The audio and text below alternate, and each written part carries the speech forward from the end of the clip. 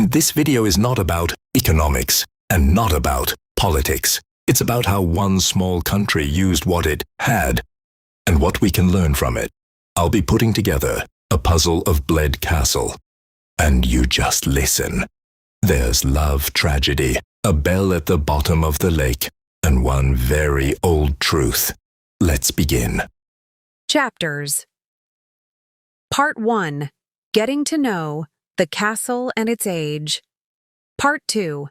How the castle was built. Part 3. The story of Poliksena, Love and the Bell.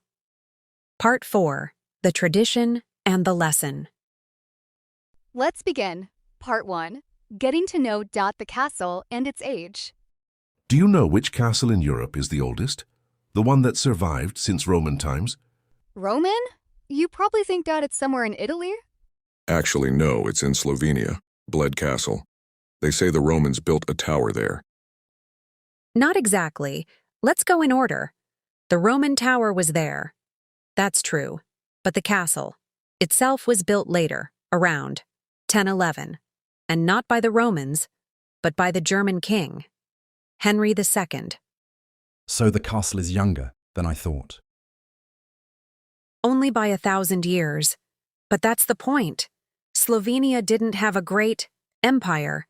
They had an old Roman foundation, a rock inn, the middle of a lake, forest, and stone. And they used it so well that today Bled Castle is one of the most recognizable in Europe.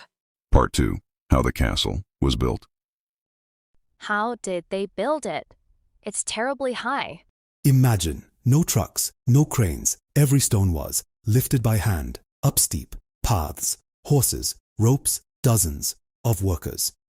The walls were made 2 meters thick, and inside they dug a deep well, because water during a siege is more important than gold. 2-meter thick walls? That's so much work. Exactly. They put everything they had into this castle, not because it was easy, but because it was the only thing that could protect them.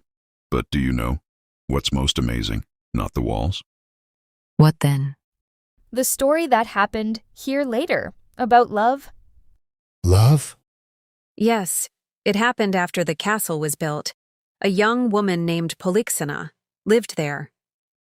Her husband was killed by robbers and thrown into the lake.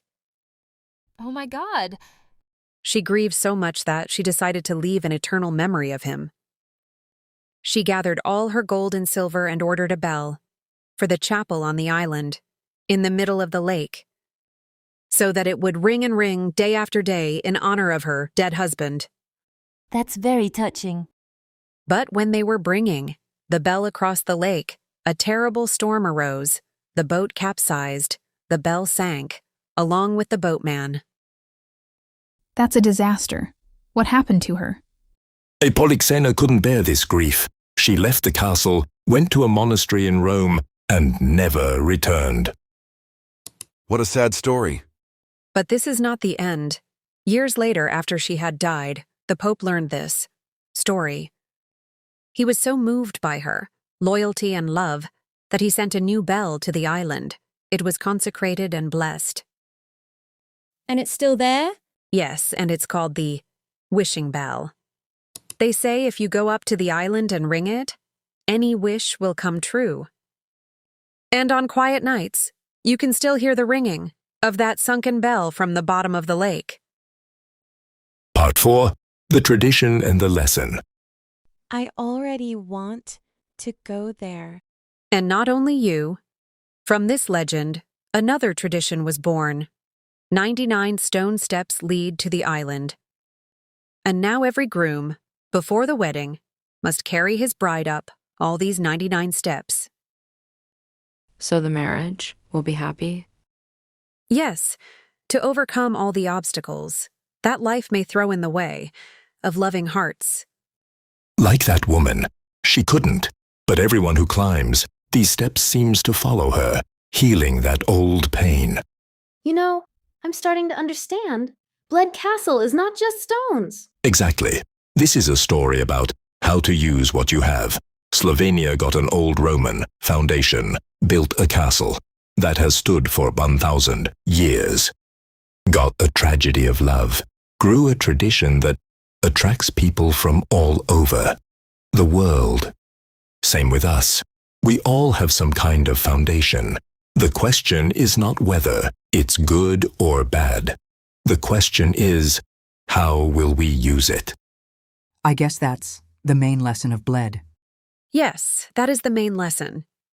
And who built this castle anyway? 2 bishops played a key role here. The first was Bishop Albuin.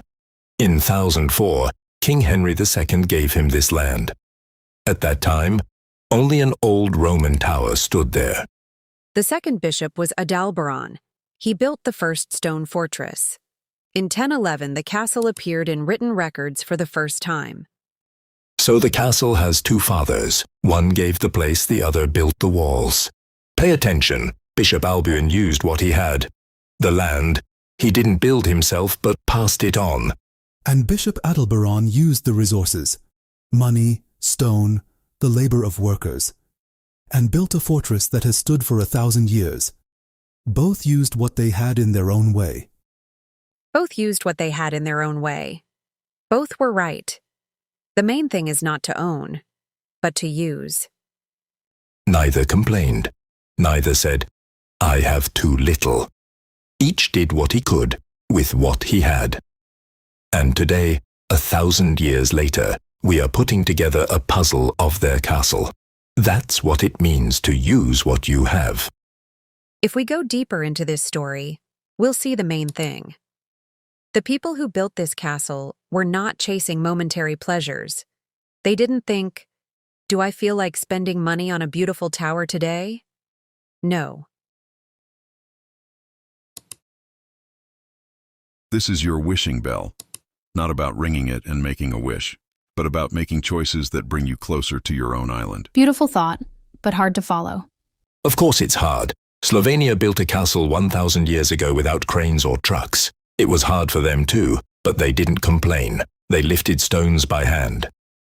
So each of us has to lift stones? No, each of us must find our own meaning and begin to lift it up, not tomorrow, but today, while the birds are singing and it is quiet outside the window.